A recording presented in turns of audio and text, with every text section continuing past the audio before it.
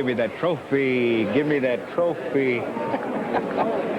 Oh, that's unusual. I think you get laid up too close.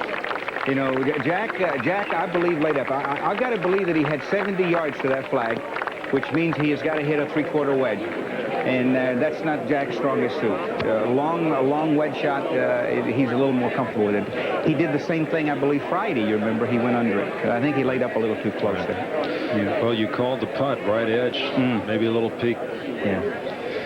How do you feel right now? I feel great. Yeah. My wife even feels better. Claudia's here? Come here. Come on, Claudia. Come on over here. Let me see if Pooker's watching. Yeah. Olivia's probably watching. Hi, Claudia. How are you? Get right in there with this guy, will you? Sit on his lap in there. Look, I better not celebrate too early. Nicklaus liable to hold his second shot. It's never over until you finish up. But I feel very comfortable right now. Let's take one more look. This was Jack for par at 17 to remain one shot back. Watch his head. See it? Yeah. He was doing this thing that, you know, he putted extremely well at the TPC up in Michigan. And then I watched him at the U.S. Open, and he kept missing everything a little bit right. And I noticed that maybe he was uncomfortable with it because he was pushing the putts a little bit. He's pretty good. I don't know if he's quite that good, Lee. Well, I'll tell you something. This driver here is going to have some hurt to it. Let me see if he's hitting driver. He may be hitting 3-wood. Jack never changes. He is. He's hitting 3-wood. You see, Nicklaus never changes his strategy. Yeah. That's why I admire him so much. I mean, he can control himself at all times.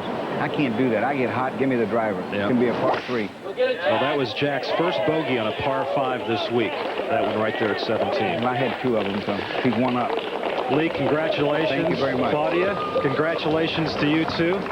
Lee Trevino at 13 under par, 2-shot lead over Jack Nicklaus in this 1990 United States Senior Open Championship. That's a pretty good smile right there. I love it.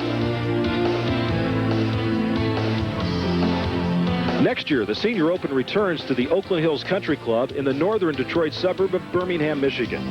Oakland Hills is one of the traditional championship sites.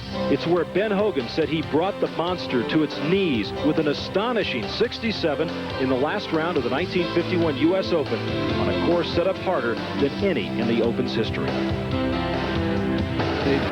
And we'll see Lee Trevino at St. Andrews this year. Take a look at some of the scores. This is alphabetically Gary Cow in the low amateur at +6, a former 2-time U.S. amateur champion. Terry Dill with a good finish at 3 under.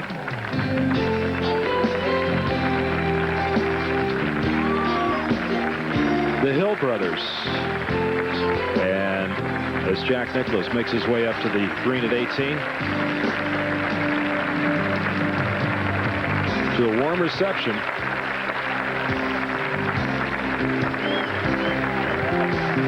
So the head-to-head competitions between Trevino and Nicklaus this year, score 1 for Lee Trevino this time. As Jack recognizing Lee in our booth here at 18. Sportsman that he is, as they all are, really. Like I said, Lee marking his ball at 18 to let Jim Dent put out.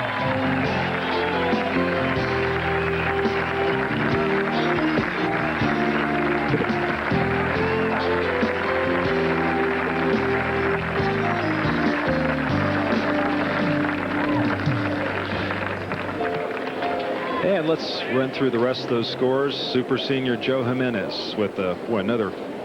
He's a wonderful player for a guy in his 60s, isn't he? He certainly is. Vance Moxon, amateur. I'm just thinking how many times Jack Nicklaus has walked up to 18 with no one else in the golf course behind him. He's done that. A lot more than the average bear, let me tell you. Rocky Thompson under par.